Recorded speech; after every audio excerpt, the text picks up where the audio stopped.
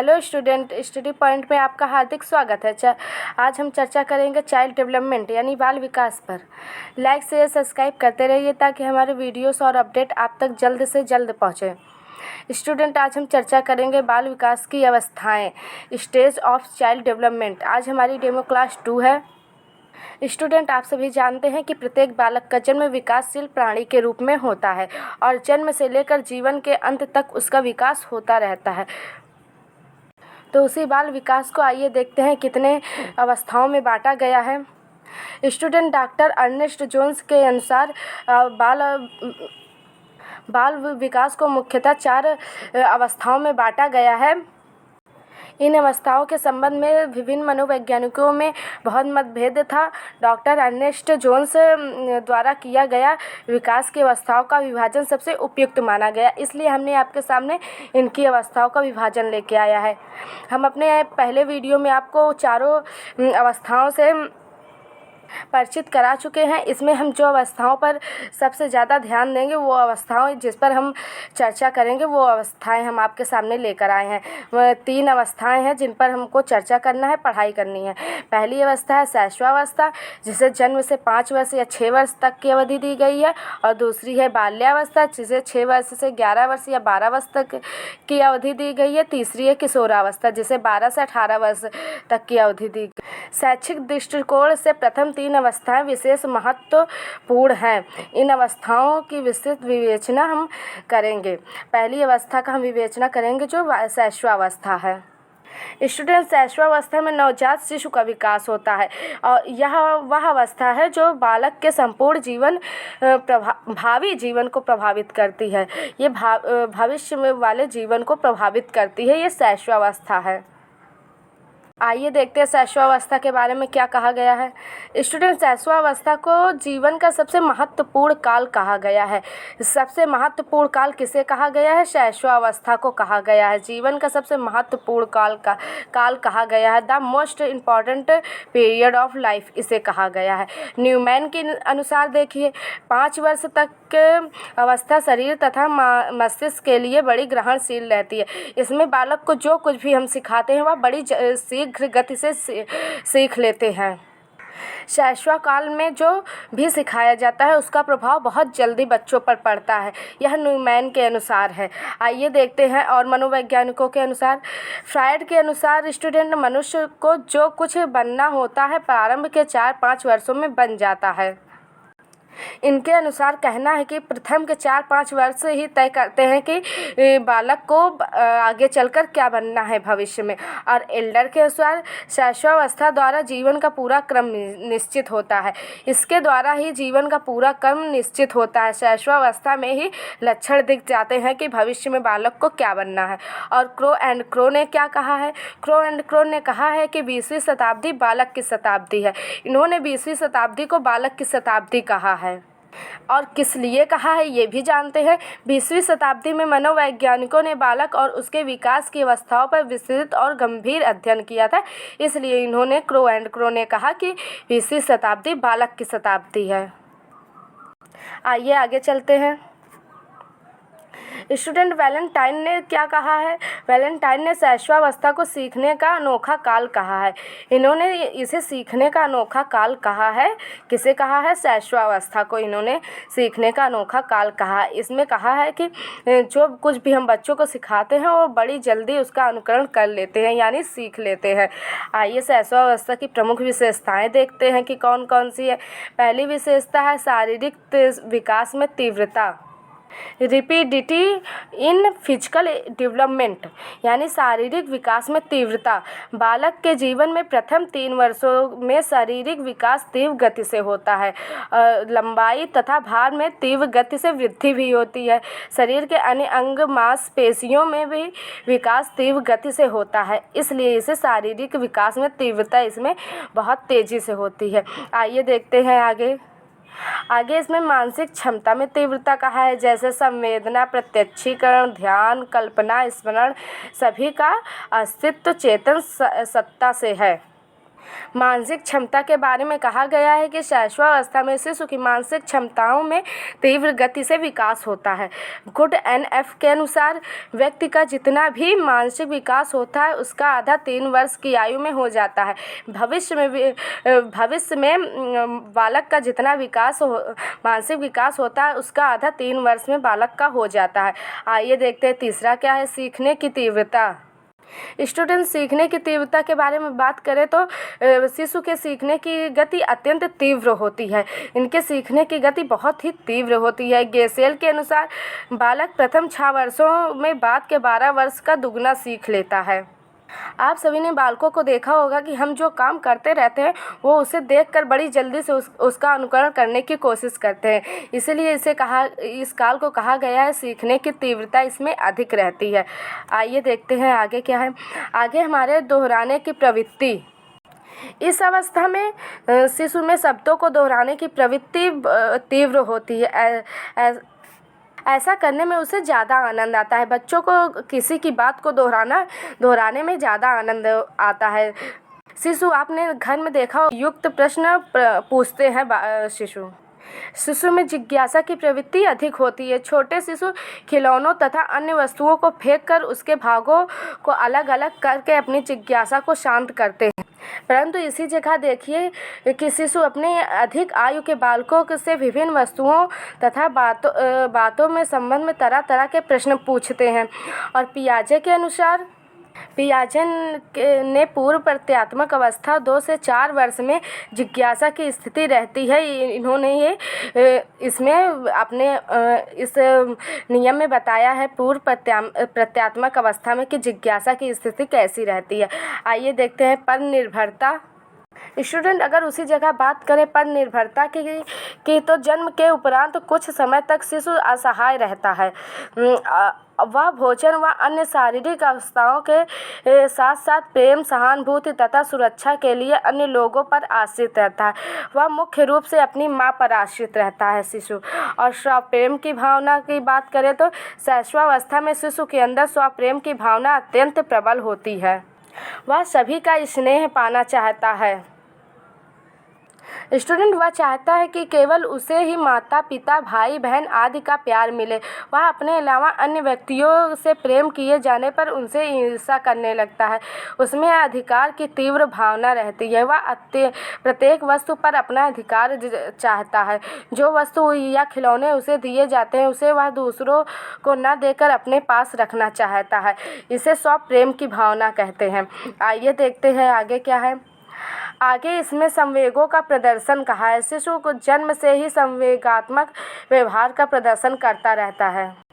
जैसे रोना, चिल्लाना, हाथ पैर पटकना आदि क्रियाएं संवेदनापूर्ण होती हैं। बाल मनोविज्ञान के अनुसार आरंभ में शिशु में मुख्य रूप से 4 संवेग भय, क्रोध, प्रेम, पीड़ा आदि पाए जाते हैं। वही सामाजिक भावना का विकास की बात करें तो वैलेंटाइन के अनुसार 4 या 5 वर्ष के बालक में अपने से छोटे भाई बहनों या साथियों की रक्षा करने की प्रवृत्ति होती है। शैशवावस्था में प्रारंभिक वर्षों में शिशु में सामाजिक भावना का अभाव रहता है। छोटा शिशु अकेले ही खेलना चाहता है, परंतु शैशवावस्था के अंतिम वर्षों में शिशु में सामाजिक भावना का विकास होने लगता है। वह 4-5 वर्षों के बालकों में अपने छोटे भाई बहन या साथियों की रक्षा करने की भी प्रवृत्ति उसमें जागृत हो जाती है और वह 2 से 5 वर्ष तक के बच्चों के साथ खेलना पसंद करता है। वह अपनी वस्तुओं में दूसरों को साझेदारी बनाता है। वह दूसरे बच्चों के साथ की अधिकारों की रक्षा करता है और दुख में उनको सांत्वना देने का प्रयास भी करता है। और मूल प्रवृत्तियों पर आधारित व्यवहार की बात करें तो इस अवस्था में बच्चों का अधिकांश व्यवहार मूल प्रवृत्तियों पर आधारित रहता है। भूख लगने पर वह रोता है, क्रोधित होता है और जो भी वस्तु उसके पास नहीं होती उसी को मुंह में डाल लेता है। जो भी वस्तु उसके पास रहती है उसे ही मुंह में डाल लेता है। और काम प्रवृत्ति की बात करें तो फ्रायड तथा अन्य विश्लेषणवादियों के अनुसार शैशवावस्था में काम प्रवृत्ति तीव्र होती है, किंतु शिशु उसकी अभिव्यक्ति वयस्कों के सामने नहीं कर पाता है। माँ का स्तनपान करना, हाथ पैर के अंगूठे चूसना आदि शिशु के काम प्रवृत्ति के सूचक हैं। आइए आगे देखते हैं क्या है। आगे है नैतिक भावना का अभाव। इस अवस्था में शिशु का नैतिक विकास नहीं हो पाता है। उसे अच्छी बुरी उचित और अनुचित बातों का ज्ञान नहीं होता है। शिशु वही कार्य करता है जिसमें उसे आनंद आता है, भले ही वह कार्य अनैतिक क्यों न हो। यह है नैतिक भावना का अभाव। आइए आप परिपक्वता के बारे में जान। इस अवस्था में शिशु शारीरिक तथा बौद्धिक रूप से अपरिपक्व होता है। स्वाभाविक रूप से वह धीरे धीरे पालन पोषण द्वारा परिपक्व होता है। आइए उसी जगह शैशवावस्था में शिक्षा की बात करें तो एजुकेशन ड्यूरिंग इन्फेंस के बारे में। वैलेंटाइन के अनुसार इसे सीखने का आदर्श काल कहा गया है। इसमें हम बच्चों को जो कुछ भी सिखाते हैं वह बड़े अच्छे से उसका अनुकरण कर लेते हैं या सीख लेते हैं। वहीं वाटसन के अनुसार शैशवावस्था में सीखने की सीमा और तीव्र विकास की और किसी अवस्था की तुलना में बहुत अधिक होती है। अगर शिशु की शिक्षा की बात करें तो 3 से 6 वर्षों में बच्चों को सीखने की प्रवृत्ति बहुत ही तीव्र रहती है। मॉन्टेसरी पद्धति में भी परियों की कहानी पर अधिक महत्व दिया गया है।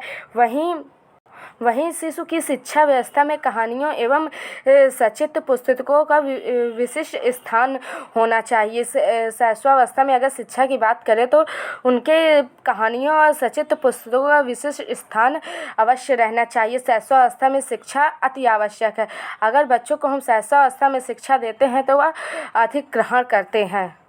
अगर देखा जाए तो शिशु पहले अकेले में खेलने की प्रवृत्ति पाई जाती है। शिशु में पहले अकेले में खेलने की प्रवृत्ति पाई जाती है, वह फिर धीरे धीरे अन्य के साथ अपने आप को खेलना पसंद करने लगते हैं। हम शिशु को खेल द्वारा भी शिक्षा दे सकते हैं। शिशु में आत्म प्रदर्शन की भावना बहुत अधिक होती है। वह खुद से किसी काम को करना अधिक पसंद करते हैं। अगर देखा जाए तो शिशु कल्पना जगत में रहते हैं और उसी को वास्तविक समझता है। अगर देखिए शिशु को क्रोध आता है तो वह क्रोध को अपने क्रिया या वाणी द्वारा आपके सामने व्यक्त करता है। इस तरह से शैशवावस्था में शिक्षा अति आवश्यक है। आइए आगे चलते हैं।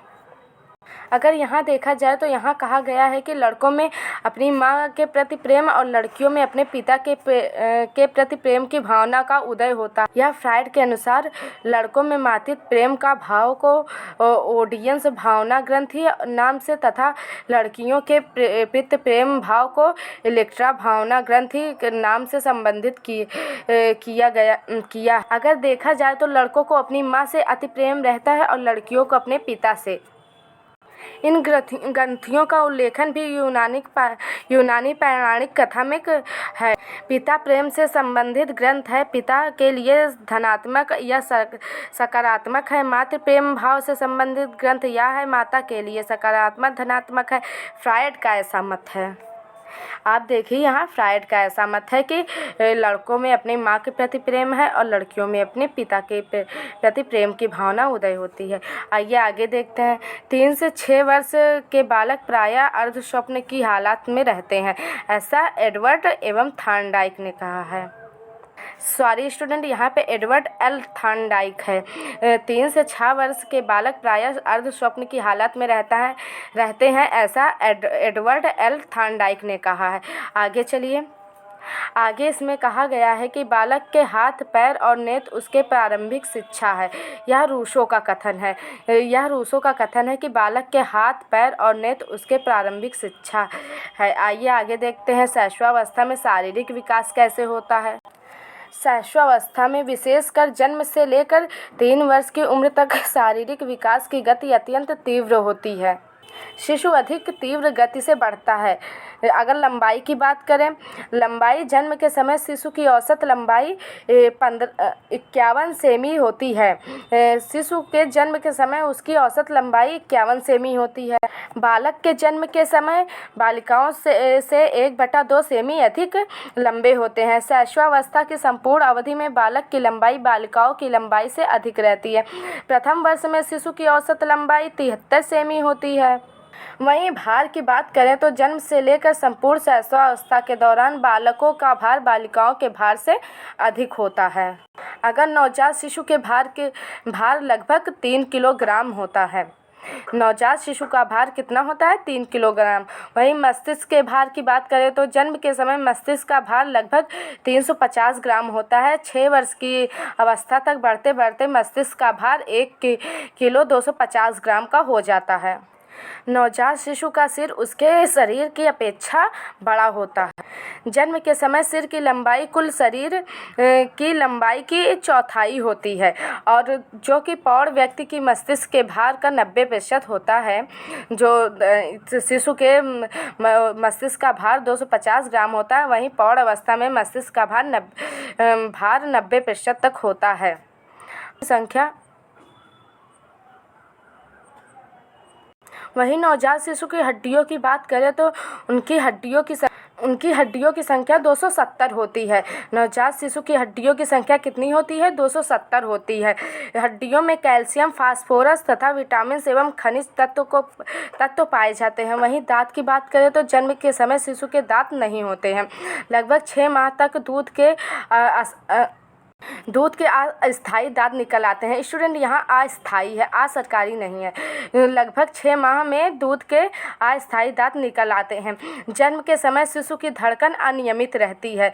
ये भी ध्यान दीजिए कि शिशु की धड़कन अनियमित रहती है जन्म के समय। जन्म के 15 दिन बाद शिशु की त्वचा का रंग अस्थायी हो जाता है।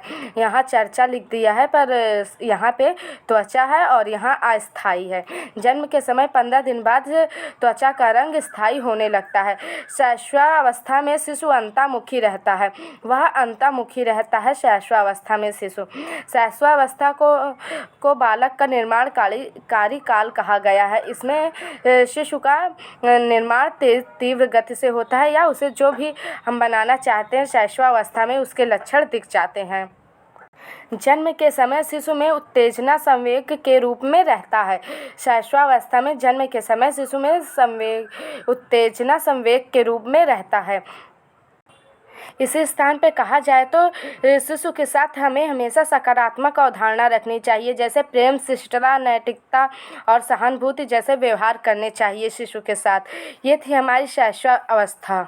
हम अपने अगले वीडियो में बाल्यावस्था पर चर्चा करेंगे। धन्यवाद स्टूडेंट्स। हमारे वीडियो को देखने के लिए धन्यवाद। लाइक शेयर सब्सक्राइब करते रहिए ताकि हमारे वीडियोस जल्द से जल्द आप तक पहुँचे। स्टूडेंट, अगर आपको कोई क्वेश्चन पूछना हो तो कमेंट बॉक्स में लिख दीजिए। हम अगले वीडियो में आपके प्रश्नों के उत्तर आपको दे देंगे। धन्यवाद स्टूडेंट। Thank you student.